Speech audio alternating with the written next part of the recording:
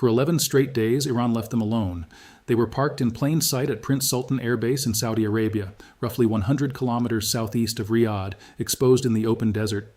13 KC-135 Stratotanker refueling aircraft sat on that tarmac, forming the backbone of the entire American air campaign. These are the aircraft that make every Israeli strike on Iran physically achievable. Satellite imagery had been following them since before this war even began. Their positions were known. Their numbers were known. The exact runways where they were parked were known. And for 11 days of Operation Epic Fury, 11 days of American bombers striking 15,000 targets inside Iran, 11 days of cluster munitions falling on Israeli cities, 11 days of drone boats going after tankers in the Gulf, those KC-135s remained on Saudi soil untouched, and Iran did not launch a single missile at them. Then on day 14, Iran fired. 5 KC-135s were damaged in a single Iranian missile strike on Prince Sultan Air Base. The Wall Street Journal broke the report on Friday, citing 2 U.S. officials. The planes were hit while parked. They were not airborne. They were not taxiing. They were sitting on the ground in Saudi Arabia, a country that has officially stayed outside this war, and Iran still sent missiles into them. No American personnel were killed. The aircraft were damaged, but they are considered repairable. And with that strike, the total number of American aerial refueling aircraft knocked out of action in this war has now risen to 7 in one single week. 5 on the ground in Saudi Arabia, 1 that crashed in Iraq with 6 crew members dead, and 1 with tail damage in a separate incident. 7 KC-135s in 7 days. Now ask the question Iran wanted everyone to ask. Why did it wait 11 days? The answer to that question is the most important thing to understand about how Iran is actually fighting this war. And it is not the answer pointed to by press briefings, bombing tallies, or official statements. Iran did not wait 11 days because it lacked the ability to hit those planes. It waited 11 days because hitting them on day 1 was never the plan. The plan was sequential, deliberate, stage by stage. First, show that KC-135s can be hit in the air, bring one down over Iraq, create uncertainty about whether it was hostile fire, let that uncertainty do its work. Then, once the Americans have absorbed that shock and started adjusting, show that KC-135s can also be hit on the ground. Hit 5 of them at once in a country that believed hosting American forces gave it a security umbrella instead of turning it into a target. Each phase teaches a lesson. Each lesson carries a cost. The Iraq crash costs 6 crew members and 1 aircraft, and it raises immediate questions about whether the aerial refueling corridors over western Iraq are still safe. The Saudi strike costs 5 aircraft and forces the Americans to start evacuating the remaining KC-135s from Prince Sultan immediately, dispersing them, complicating their logistics, increasing distance, increasing coordination overhead, and making every mission that depends on them more difficult, which is every mission, which means the entire air campaign.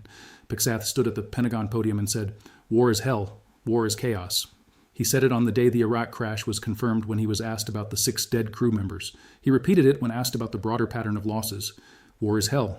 War is chaos. That is the explanation the U.S. Secretary of Defense is offering for why the most powerful air force in human history is losing tanker aircraft at a pace of roughly 1 per day in the 3rd week of a campaign that was supposed to be over in 4 days. Iran's answer to that same question is very different. Iran's answer is this is not chaos. This is the schedule. Because when you lay out the pattern, here is what it actually shows. Day 1, 3 F-15s lost to friendly fire from Kuwaiti air defenses. Whether that happened by accident or because Iranian jamming and spoofing created the conditions for it, the result is unchanged. 3 fighters gone. Day 13. A KC-135 goes down over Iraq. 1 aircraft lost, 6 crew dead. The most visible single American military loss of the war. Day 14. 5 KC-135s hit at the same time on the ground in Saudi Arabia.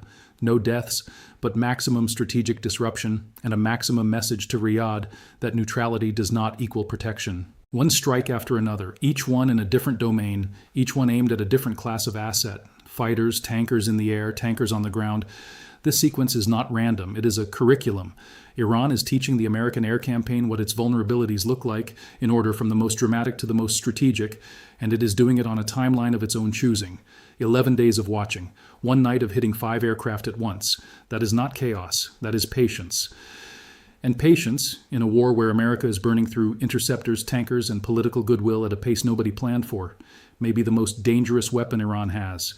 Now here is the math that nobody at a press conference is going to say out loud. The United States Air Force operates approximately 376 KC-135 Stratotankers. It also operates around 100 KC-46 Pegasus tankers, the newer Boeing 767 base model that is intended to eventually replace the KC-135. That puts the total aerial refueling fleet somewhere above 470 aircraft. By raw percentage, losing 7 in a week barely shows up, less than 2%. America is not running out of tankers. But the math that actually matters is not total fleet size. It is positioning. A KC-135 sitting at a base in Nebraska is not refueling an F-35 over Iran. A KC-135 parked in Germany is not extending the range of an Israeli strike package over Tehran. The aircraft that matter are the ones in the right place at the right time, with the right fuel load, in airspace that is still safe enough for them to operate. And what Iran has done in the last 72 hours is systematically attack both the safety of that airspace and the ground basing of those forward-positioned aircraft. The 5 at Prince Sultan were not random members of a 376 aircraft fleet. They were the forward-deployed backbone of Operation Epic Fury. They were already there, already mission-ready, already integrated into the strike planning for operations happening in real time. And the U.S. military response to losing them reveals exactly how critical they were.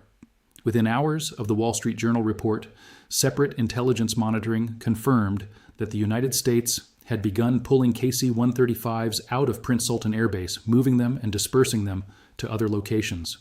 That means 5 aircraft are damaged and undergoing repair, and the rest of the tanker force at that base has now been relocated, which adds complexity, adds distance, and adds coordination overhead to every single mission that depends on them. Think about what operational dispersal actually costs. Before the Saudi strike, an F-35 flying a mission into Iran could take a known route to a known refueling rendezvous point. It could top off from a KC-135 positioned at a location that had already been used repeatedly over the previous 2 weeks, and then continue toward target. The crew knew where the tanker would be. The tanker knew when the fighter would arrive. The system worked because it had been repeated over and over again, and the variables were stable.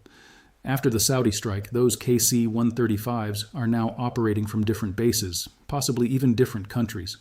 The rendezvous coordinates are different. Communications have to be rebuilt.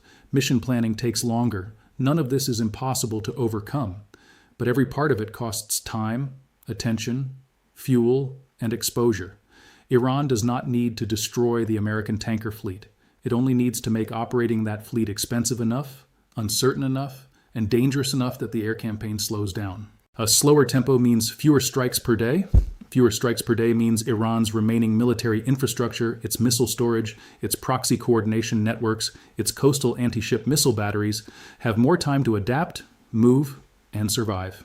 And the longer those assets survive, the longer the Strait of Hormuz remains closed. The Strait is the economic pressure point that makes everything else work for Iran. Every day it stays closed, oil prices stay elevated.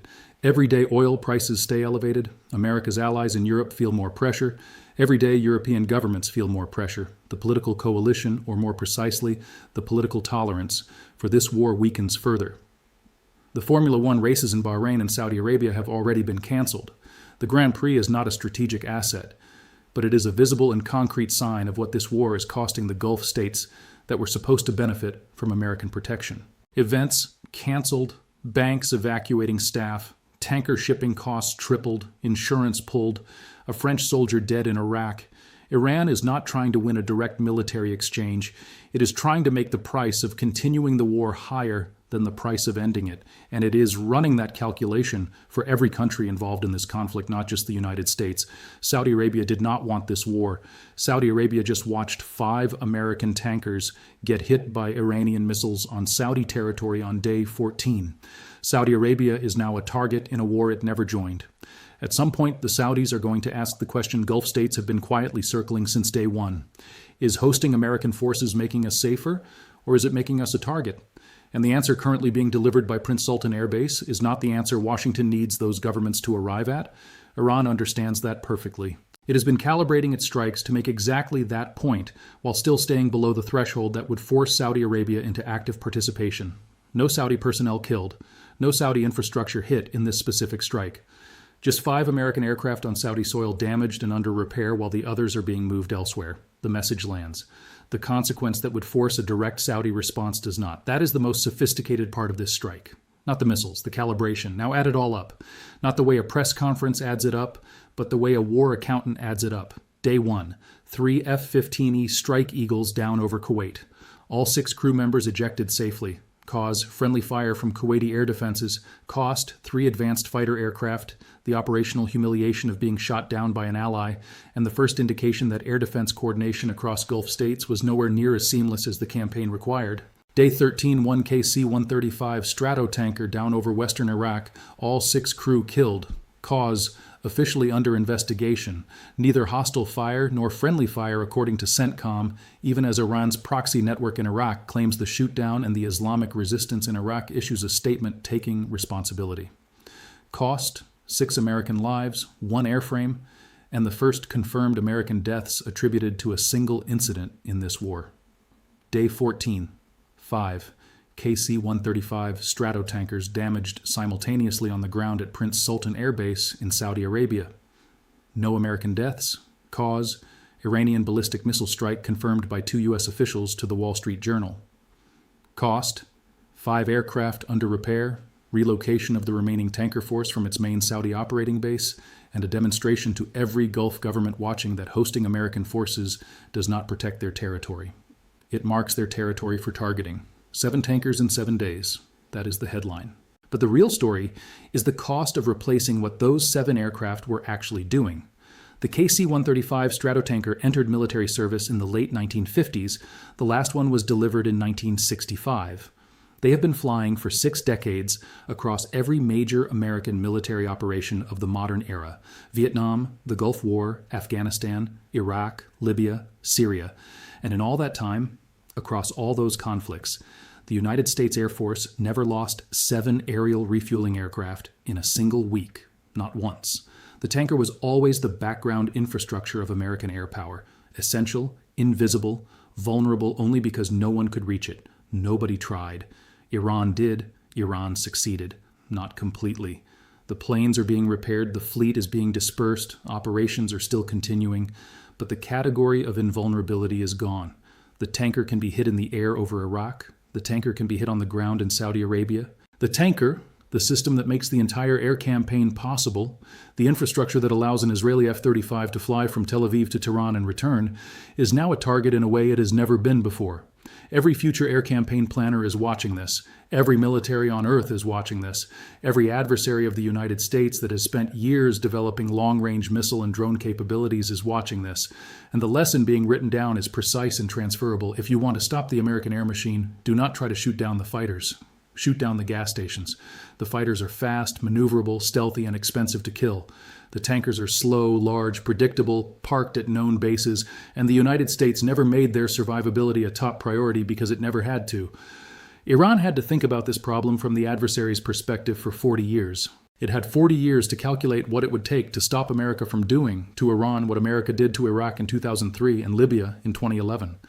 And the answer it reached was not a navy, not an air force, not a nuclear weapon, which it never built. The answer was asymmetric.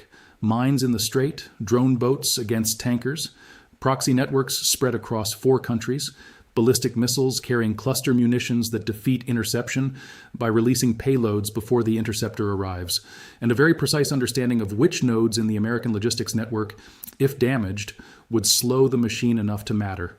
The tankers are those nodes. Iran has now proven that it knows it. Trump announced this week that American forces struck Karg Island, Iran's main oil export hub, the facility that processes and ships most of Iran's petroleum revenue. That was the strike Iran had explicitly warned would trigger attacks on every oil refinery and energy facility in the region. Iran followed through. It announced that companies cooperating with America's energy operations would now be treated as targets. The economic escalation is only moving in one direction. Hegath said, "War is hell. War is chaos." He is not wrong, but the chaos is not symmetrical. One side entered this war with a plan based on the assumption that the other side would collapse. The other side entered it with a plan built on the assumption that it would not collapse, and it designed its strategy around outlasting, not outfighting, the most powerful military in human history. 5 planes hit on the ground in Saudi Arabia, 7 tankers in 7 days, 11 days of patience before the strike. The schedule is not over. Iran has not said what comes next in the sequence. It usually does not. It just keeps following it.